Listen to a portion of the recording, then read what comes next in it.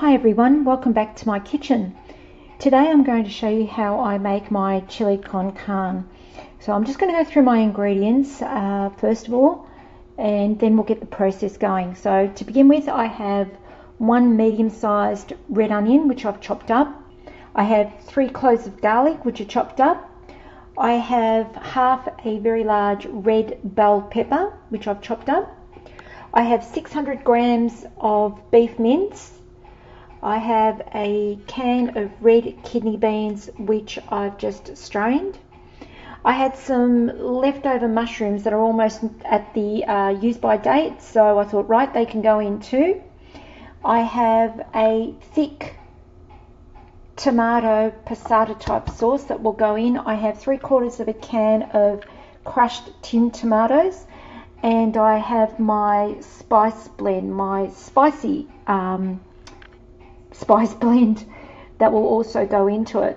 Now, in terms of my spice blend, I'll tell you what I put in mine. So in my spice blend there is a half teaspoon of cayenne pepper, a half teaspoon of paprika, 2.5 teaspoons of cumin, a teaspoon of garlic powder, and a teaspoon of onion powder, and they're all mixed together. I have my pot here ready, and in my pot I've got about 3 tablespoons of extra virgin olive oil ready to go. Right, so I've just heated up my oil here, checking it again. Yes, I can feel the heat in the pan. I want it nice and hot. So the first thing that I'll be throwing in will be the onion. So we'll get the onion in there.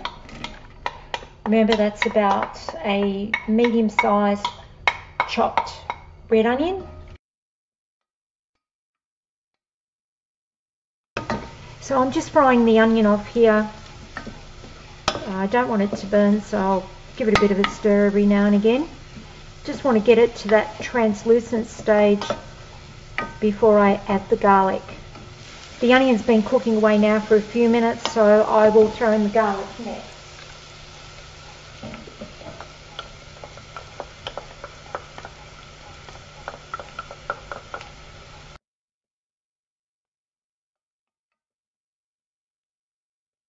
Okay, so I've had the onion and the garlic cooking for a couple of more minutes, and I'm going to throw in my chopped red bell pepper.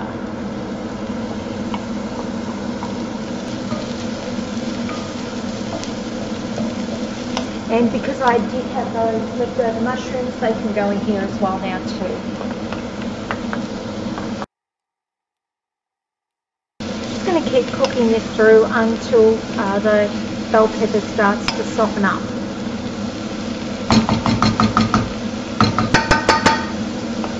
At this point now I'm going to add my beef. Now I do have quite a high heat because what I'm going to do is I'm going to start breaking this beef up.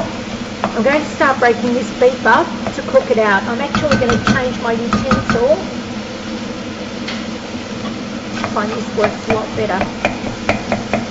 Now I am cooking on a high heat. I think I may have said that, but yeah, I've got it on a high heat because I want to brown this meat off. The idea is you want to keep breaking it up as it cooks. You don't really want any large clumps of mince in your final dish. Okay, my mince is almost brown, so at this point what I want to do is add my spice blend.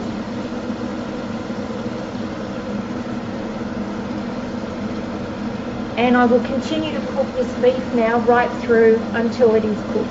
Now with the spice blend, the quantities I've given you is the quantities I use in my spice blend. If you like it hotter, you can add more.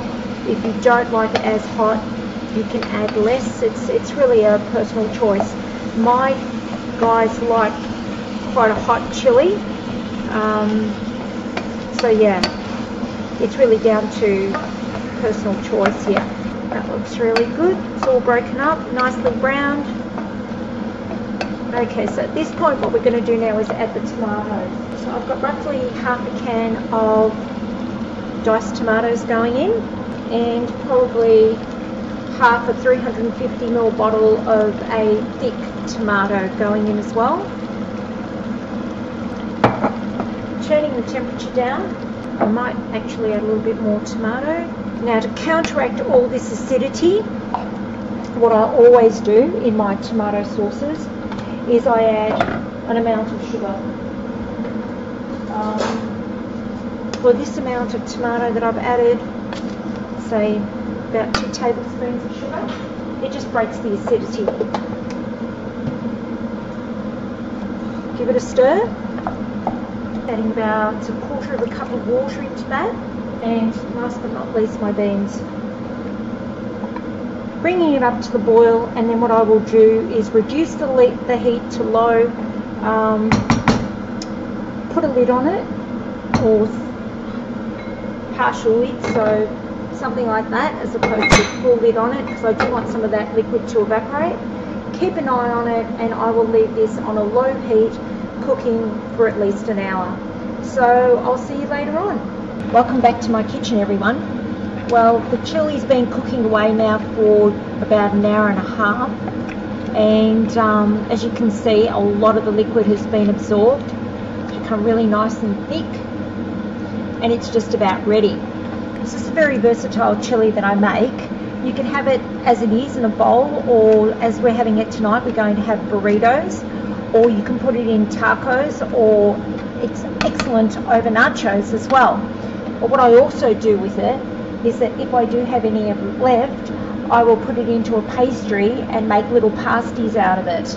So just a little bit of puff pastry, cut out into a circle, a teaspoon of the filling or a tablespoon of the filling, fold it over, bake it in the oven, and you've got lovely little pasties of chili as well.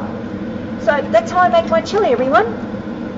Now, as I said, seasoning can be just changed to suit your palate. If you like it a lot hotter, then go some more with the cayenne pepper. Really up to you, I suppose.